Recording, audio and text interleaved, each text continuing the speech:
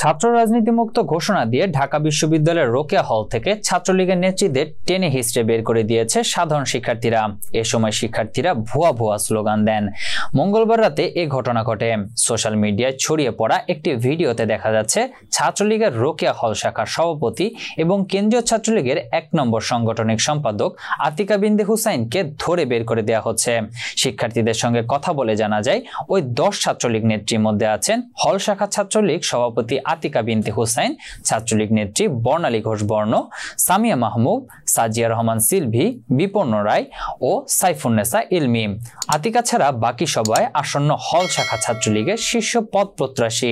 রোকেয়া হলে এক নিরাপত্তা প্রহরী গণমাধ্যমকে জানান ১০ জন ছাত্রলীগ নেত্রীকে বের করে দিয়েছে শিক্ষার্থীরা। পরে আবাসিক শিক্ষকেরা এসে তাদের নিরাপদে নিয়ে গেছেন।